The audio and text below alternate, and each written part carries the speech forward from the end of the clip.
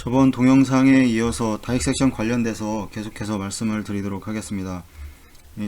저번 동영상에서 말씀드렸던 거를 간단히 좀 말씀을 드리고 넘어가면, 카디오플레지아를 주입하기 위해서 ACC 오늘 진행을 할 수 있고, 바로 열어가지고 다이렉트로 줄 수도 있고, 아니면 이거지테이션이 없는 경우에는 이 루트 카테타를 이용해서 바로 이 다이렉트로 주입을 할 수가 있습니다. 네, 이제 ACC를 하고 주는 이유는, 이제 만약에 HTK 솔루션이라든가 델리도 솔루션에서 대략 2000ml를 이 원샷으로 주입하는 경우에는 TCA 타임이 너무 증가를 이 주입하는 시간 동안 TCA 타임이 증가를 하기 때문에 먼저 ACC를 진행을 하고, 그 다음에 카디오플레지아를 주입하고 이제 TCA를 진행을 하면 그만큼 시간이 짧아진다고 말씀을 드렸고, 그 다음에 이제 DHCA라는가 이제 하이퍼소닉 서큘러 어레스트를 시행을 하고 카디오플레지아를 주게 되면, 원하는 온도에 도달했을 때 보통 26도씨를 보통 요즘은 많이 서점들께서 선호를 하시고 논문이나 이런 데서도 거의 이 정도 온도를 유지를 하고 있고, 외국 같은 경우는 제가 실제로 봤던 건데, EEG를 통해서 브레인 액티비티를 확인을 한다거나, 하지 마비 상태를 하기 위해서 이제 근전도를 실제 사용을 해서 테스트를 하는 경우도 계속 여러 번 봤었고, 그리고 항상 이제 HC 하기 전에는 플로우 다운을 시켜서 갑작스러운 플로우의 형성이 일어나지 않도록 하는 것이 중요하다고 말씀을 드렸습니다. 이 하이퍼소닉 서큘러 어레스트 이후에는 비너스 라인이 항상 열려 있어야 되고, 그 이유는 세레브랄 퍼퓨전을 통해서 다 RA로 드레인이 되기 때문에,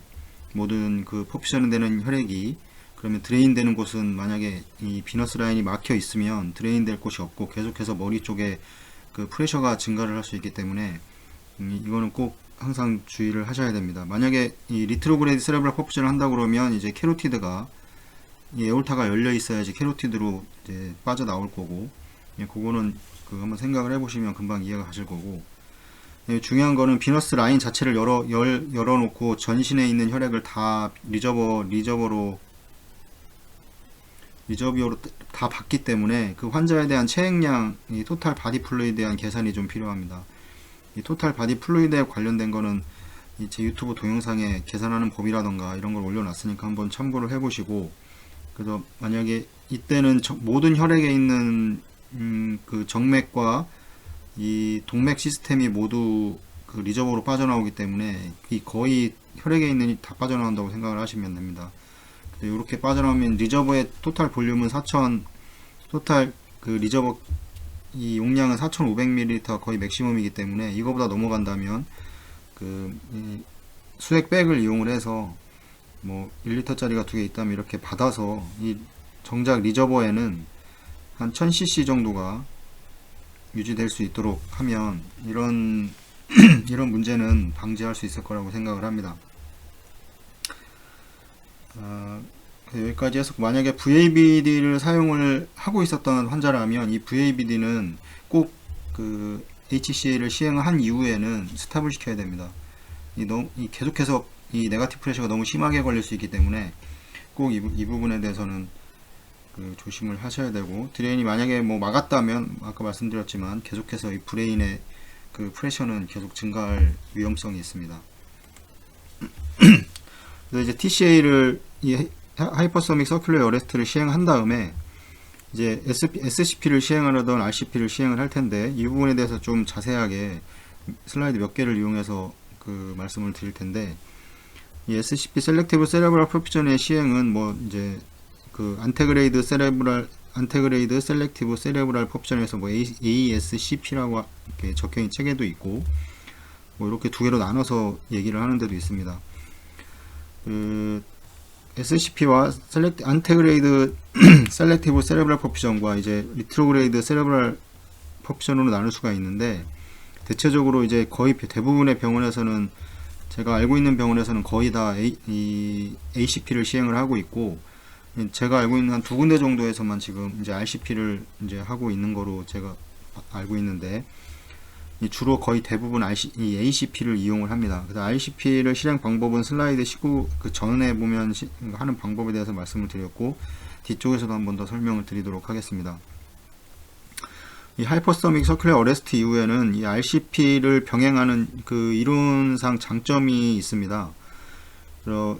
이 장점이 뭐냐면, 이제 지속적으로 안테그레 세레브랄 퍼fusion도 마찬가지고, 지속적으로 이 세레브랄 쿨링을 시행이 가능해서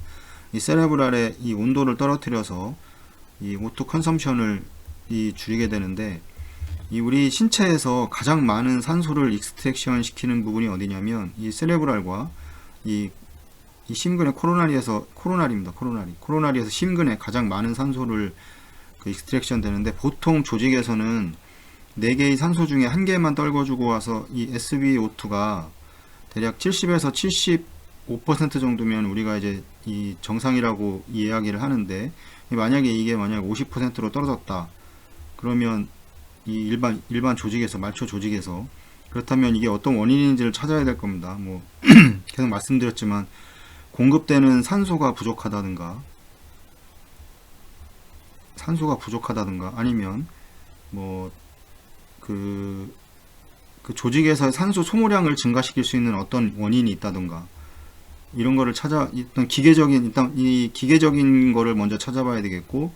그 다음에 기계적인 게 문제가 없다면 이 조직에서 왜 산소 소모량이 그러면 증가를 했을까를 좀 생각을 해 보셔야 될 겁니다. 뭐 헤모글로빈 자체도, 산소를 전달하는 건 헤모글로빈이기 때문에 이 헤모글로빈 자체의 수치가 떨어져 있으면 당연히 산소 전달도 줄어들 것이고, 이 체외 순환 과정에서는 이 히모다일루션이라는 이런 과정을 거치기 때문에, 히모다일루션이 장점과 단점 중에서 이 장점이라고 그러면 이 말초 조직에 이제 이 혈류량이 증가를 한다는 장점이 있고, 단점은 당연히 뭐 이제 헤모글로빈 자체가 떨어지기 때문에 산소 전달 능력이 떨어지겠죠. 이 산소 전달 능력을 떨어지는 그거를 보상해 주기 위해서 이제 그 퍼퓨전 플로우를 증가를 시키게 되면 이 헤모다일루션에 대한 단점을 보완을 해줄 수가 있습니다. 이 분당 접촉하는 이 속도가 빠르기 때문에, 플로우의 양으로 봤을 때 이 속도가 빠르기 때문에 헤모다일루션이 돼 있더라도 그만큼 산소 전달을 해줄 수 있는 장점이 있습니다. 이런 거를 잘 확인을 하셔야 되고, 그 다음에 이제 만약에 그 세레브랄에 만약에 이 혈관에 에어가 들어가 있다 그러면 이제 리트로그레이드 RCP를 이용을 해서 에어 버블을 제거한다던가, 뭐 엠볼릭 데브리들을 제거를 할 수가 있고, 그 다음에 또 이제 메타볼릭 웨이스트 프로덕트에 이제 워시를 시행을 할 수가 있습니다. 그리고 세레브랄 이 블러드 셀의 이제 마이크로 어그리게이션을 예방을 할 수가 있고, 그 다음에 지속적으로 이제 산소와 이 영양분을 이제 브레인 티슈에 지속적으로 이 전달을 해줄 수 있는 장점을 가지고 있습니다. 물론 ACP도 마찬가지로 같은 장점이 있을 텐데, 그러니까 이런 장점을 가지고 예전에는 많이 사용을 했었는데, 요즘 나오는 뭐 논문이나 이런 거 몇 가지를만 봐도 이런 가능한 장점에도 이제 불구하고 뭐 실험적이나 임상적 데이터는 이 세레브랄 프로텍션을 위한 RCP의 효능을 이제 계속적으로 지지하지는 않습니다. 그 RCP 플로우가 첫째로 이제 메타볼릭 디맨드를 충족시킬 수 있는지 적절한지 이거에 대한 이 어떤 의심과, 또 RCP가 이제 브레인 이 마이크로 베스큘라를 통해서 플로우를 줄 수가 있는지에 대한 문제들도 있고, 또 뭐 이게 보시면 이제 여기에 캐놀라가 SBC에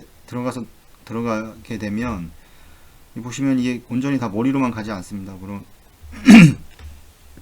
팔로도 가고 이러면서 이거에 대한 플로우를 계산을 해주기가 실질적으로 지금 쉽지가 않습니다. 그래서 만약에 아까 그 말씀 안 드렸는데, 그 일반적으로 조직에서는 산소 보통 1개를 4개 중에 1개 분자를 사용하고 떨어지고 나오는데, 그래서 SbO2가 70에서 75%면 가장 아이디얼하다고 이제 알고 있고, SaO2와 SbO2 중에서 가장 이 환자의 상태를 더 정확하게 볼 수 있는 건 SbO2입니다. SbO2가 실제적으로 임상에서는 가장 중요한 수치라고 할 수가 있습니다. 근데 이제 이 세레브랄이라던가 이 코로나리 그 마이오카디움은 이 산소 소모량이 산소 익스트랙션 60에서 70%를 가져가게 됩니다. 일반적으로. 거의 반 이상을 다 가져가기 때문에 그만큼 산소 소비량이 가장 많은 조직이고, 그래서 보시면 세레브랄 옥시메트리를 보통 저희가 이 옥시메터를 보면 이 레프트에서 라이트에서 보통 40% 이상을 정상이라고 다들 그렇게 알고 계실 겁니다. 레프트 라이트 했을 때 40% 이 양쪽이 40% 이상이면 정상이라고 얘기를 하는데, 이게 이 40%가 무슨 의미냐면 그 모니터에 나와 있는 이 40%는 이 머리 세레브랄에 산소를 60% 전달해주고 그 나머지가 표시가 되는 겁니다. 그러니까 만약에 이게 30%로 떨어졌다, 그럼 똑같이 원인을 찾아야 되는 겁니다. 이게 뭐 캐로티드가 막혀서 뭐 플로우가 안 가서 그럴 수가 있는 그런 것도 있겠지만, 뭐 헤모글로빈 자체가 낮아서 그러는 건지, 아니면 충분한 플로우를 이 세레브랄 퍼퓨전에서 전달이 안 되는 건지, 그 여러 가지 원인을 찾아서 이것도 분명히 수정을 해줘야 됩니다. 그래서 이 세레브랄 옥시메트리의 수치는 이 세레브랄에 떨궈주고 나온 나머지가 표시되는 거기 때문에, 이 보시면 세레브랄에서도 이 상당히 많은 산소를 그 익스트랙션이 된다는 거를 이거 수치로도 알 수가 있고, 그 다음에 이 체온을 그 다이섹션을 실행해서 체온을 떨어뜨리게 되면 이 세레브랄 옥시메트리에 대한 이 퍼센테이지도 올라가는 걸 아마 확인을 하실 수가 있습니다. 뭐 많게는 뭐 70%까지 다시 상승을 하게 되는데, 그만큼 이 체온이 떨어졌기 때문에 여기에 또 이 서페이스 쿨링 한다고 이 아이스팩을 갖다 머리에 다 싸고 이러면서 이 세레브랄의 이 온도가 떨어져 있기 때문에 이 산소 소모량도 줄어들게 되고, 그래서 그런 거에 대한 이제 그 세레브랄의 프로텍션을 더 증가를 시키게 되는 겁니다. 그래서 이제 RCP 얘기하다 갑자기 넘어갔는데, 그 얘기한다는 게 그냥 까먹고 다시 앞으로 넘어왔습니다. 불구하고 여러 가지 계속 지지하진 않습니다. 그래서 지금 현재 보시면 거의 뭐 병원에서 많이 사용하는 병원은 크게 없고, 그래서 이런 것들이 정확하게 판명을 할 수가 없기 때문에 현재는 주로 사용되고 있지 않는 방법입니다. 이거에 대해서는 뒤쪽에서 또 다시 한번 설명을 할 겁니다. 그래서 나중에 또 다시 설명을 드릴 거고.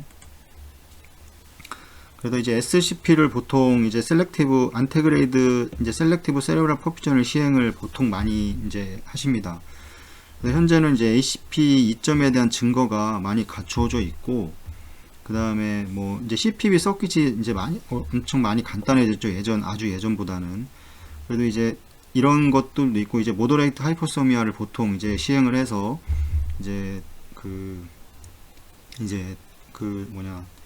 하이퍼소믹 서큘러 어레스트를 시행을 하는데, 보통 이 상태의 온도에서는 길어야 10분에서 20분 정도밖에 그 완전히 토탈 서큘러 어레스트를 시킬 수가 없습니다. 그래서 이 정도 체온을 해놓고 이제 셀렉티브 세레브랄 안테그레이드 셀렉티브 세레브랄 퍼퓨전을 시행을 하는 거고, 또 다른 이 안테그레이드 세레브랄 퍼퓨전의 장점은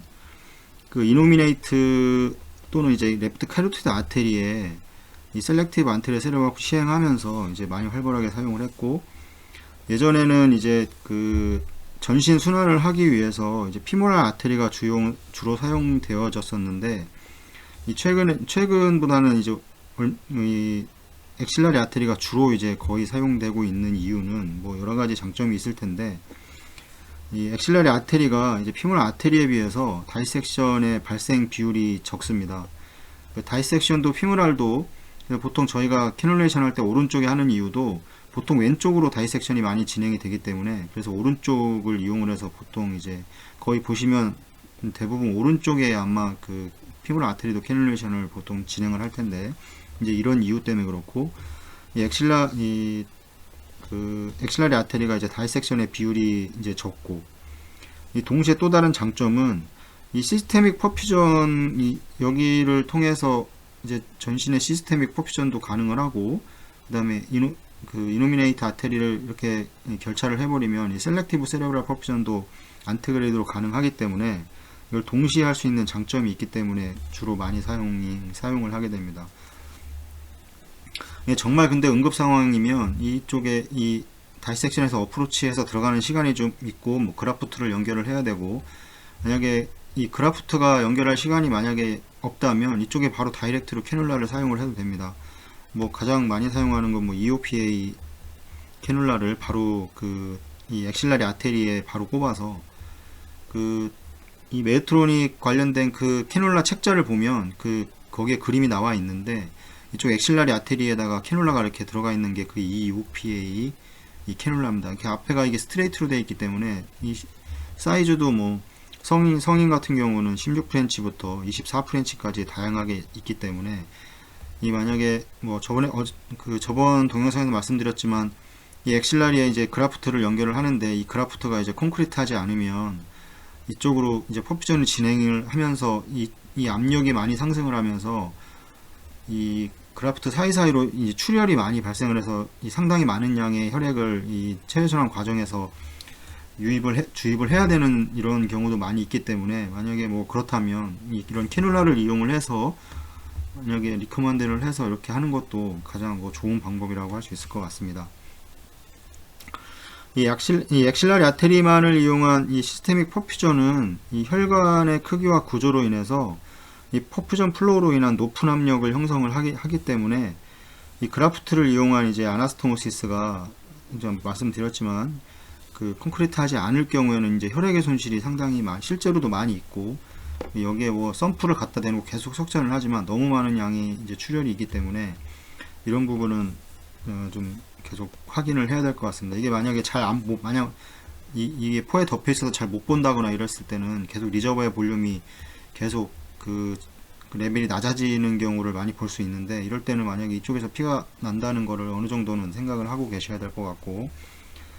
이런 단점을 극복하기 위해서 이제 캐놀라를 엑실라리 아테리에 직접 삭관을 해서 사용할 수도 있습니다.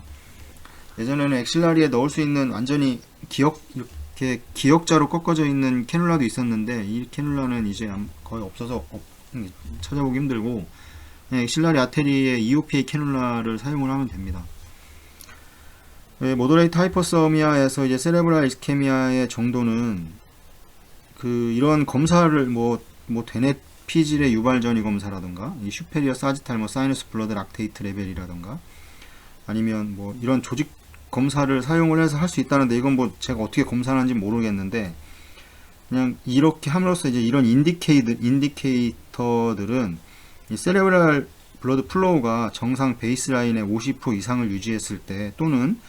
이 민 캐로티드 블러드 프레셔가 이 30mm 머큐리를 유지했을 때 세레브랄 이스케미아는 없다고 본다고 이렇게 이야기를 합니다. 그래서 압력도 중요하고,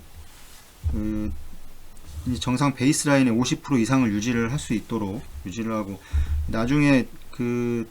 장기별 이제 순환에 대해서 한번 말씀을 드릴 텐데, 이 장기별 순환을 정확하게 인지를 하고 있어야지 이 체외 순환이라던가, 나중에 말씀드린 뭐 레프트 하트 바이패스를 한다던가, 이 레프트 하트 바이패스 과정에서